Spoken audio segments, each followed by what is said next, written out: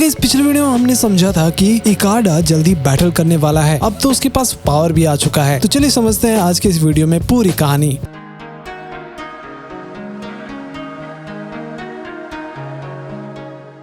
तो मिसुनो चोजुरो के पास रिपोर्ट लेकर के आता है। वो कंफर्म करता है कि कागुरा और हेबिचिगो बैटल में शहीद हो चुके हैं। साथ ही कोनोहा की हेल्प से फुनातो की अलग यूनिट को रोक दिया गया है। ये सुनकर के चोजुरो बहुत ही ज्यादा दुखी हो जाता है और वो बोलता है कि मैंने सोचा था कि एक दिन कागुरा मिजुका के बनेगा। फिर गुस्से में चोजुरो कसम खाता है कि मैं पूरे फुनातो क्लैन को खत्म कर दूंगा। तभी एक मैसेंजर आता है और चोजुरो को इशारी का जो टॉप सीक्रेट मैसेज था ना वो देता है। वहीं विलेज में सभी लोग ना शॉक में होते हैं क्योंकि उनको पता चलता है कि इकार्डा भी फुनातो क्लैन का ही मेंबर है। तो बोरुटो को याद आता है कि इकार्डा का बॉडी ट्रांसफॉर्मेशन कैसे हुआ था और वो बोलता है कि अब मुझे यकीन हो गया कि ये सच है। फिर बोरुटो उदास होकर बोलता है कि मैं फिर भी किसी और के बदले का टारगेट बन गया हूँ। वहीं मिसुनो पूछता है कि आप फुनातो से बात क्यों करना चाहते हो। तो चोजुरो बोलता है कि ये पर्सनल लेवल पर है, मैं फुनातो को खत्म करना चाहता हूँ, लेकिन मिजुकागे होने के नाते मुझे पूरे लैंड ऑफ वाटर के बारे में भी सोचना पड़ेगा। एक्चुअली वो समझता है कि फुनातो नॉर्थ ईस्ट सी रूट को कंट्रोल करते हैं। अगर वॉर लंबी चली तो और भी लोग मारे जाएंगे, इसलिए नेगोशिएशन बहुत ही ज्यादा जरूरी है।